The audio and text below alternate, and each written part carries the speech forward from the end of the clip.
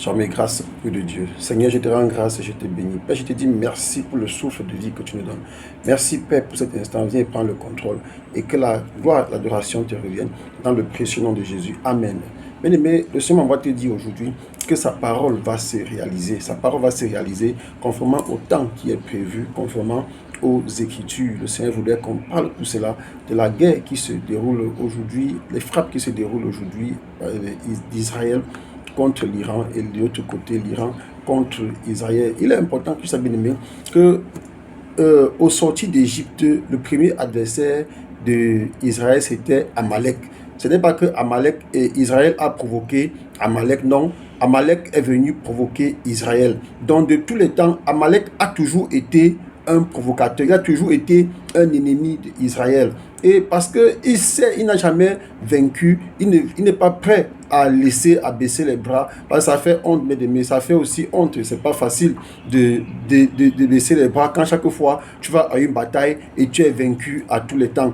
Et nous savons aussi que cette guerre qui existe entre Amalek et Israël, c'est cette guerre de la même manière qu'elle a commencé, elle va continuer jusqu'à la fin des temps, jusqu'à ce que le Fils de l'homme montre sa face. Donc ceux qui s'inquiètent, qui disent tout ce que Dieu a dit ne va pas se réaliser, calmez-vous bien-aimés, les choses vont se réaliser dans le plan de Dieu. Ce n'est pas la volonté de l'homme, c'est pas la volonté de l'homme, mais c'est la volonté de Dieu. Le Seigneur Jésus-Christ, quand il était cher parmi nous, il avait dit que seul le Père sait, nul ne sait ni le jour, ni l'heure, seul le Père sait. Pour nous rassurer, le Père nous envoie dans le livre de Ézéchiel chapitre 12, à partir du verset 22. Il dit, Fils de l'homme, que signifie ce discours moqueur que vous tenez dans le pays d'Israël? Les jours se prolongent et toutes les visions restent sans effet. C'est ce qui se passe aujourd'hui. On a l'impression que tout ce que Dieu a dit ne se réalise pas. Quand on voit l'Iran bombardé, je vois à travers les réseaux sociaux, les gens applaudissent. Wow, l'Iran a frappé Israël, l'Iran a frappé. Parce que les gens sont paresseux. Les gens ne veulent pas chercher le salut. Ils veulent la facilité. Ils veulent les plaisirs du monde. Là qui sont là, l'Iran a frappé, l'Iran a frappé. L'Iran frappe, ça fait quoi? Nous sommes des enfants de Dieu.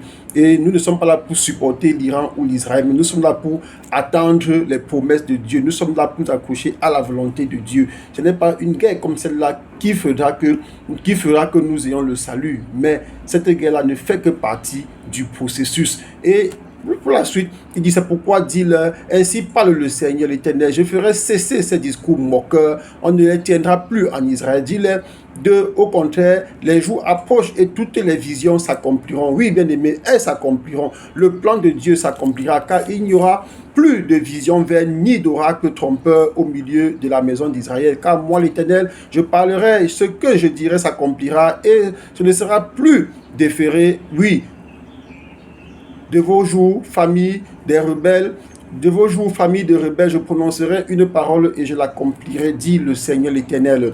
Il dit encore, Fils de l'homme, voici la maison d'Israël. Dit, les visions qu'il a ne sont pas près de s'accomplir.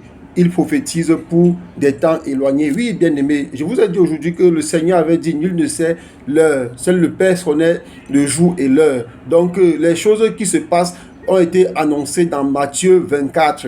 Donc, quand tu vas dans Matthieu 24, tu vas découvrir beaucoup de choses dans bien-aimé. Allons par exemple dans Matthieu 24, à partir du verset 6. Le Seigneur dit, vous entendez parler de guerre et de bruit de guerre. Gardez-vous d'être troublés, car il faut que ces choses arrivent. Il faut que ces choses arrivent.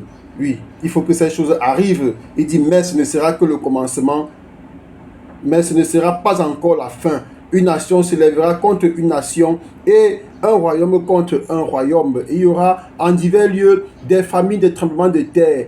Tout cela ne sera que le commencement des douleurs. Donc, bien aimé, cessez de vous moquer que tel a tiré bien, tel a frappé. Cessez de dire que les promesses de Dieu ne se réalisent pas. Nous ne sommes pas là en tant qu'enfants de Dieu pour apprécier celui qui a bien tiré ou celui qui a gagné. Mais nous sommes là pour comprendre les temps et nous préparer. Donc, tant pis pour toi, le païen, le sorcier, les méchants qui sont là à apprécier la guerre, alors que normalement nous devons être dans un temps de préparation. On n'est pas là pour prier pour que tel gagne, non, parce qu'il y a des prophéties pour lesquelles les prières ne peuvent rien changer. Quand la Bible a déjà dit, c'est arrêté, bien aimé, on peut pas prier pour ça, rien ne va changer. Et pour finir, il dit dans le livre d'Ézéchiel, chapitre 12, verset 28, c'est pourquoi, dis-leur ainsi, parle le Seigneur l'Éternel, il n'y aura plus de délai dans l'accomplissement de mes paroles. La parole que je prononcerai s'accomplira, dit le Seigneur l'Éternel. Donc, bien-aimé, pour que tu aies une compréhension parfaite, réfère-toi maintenant au livre de l'Apocalypse pour bien comprendre les choses qui se passent en ces temps.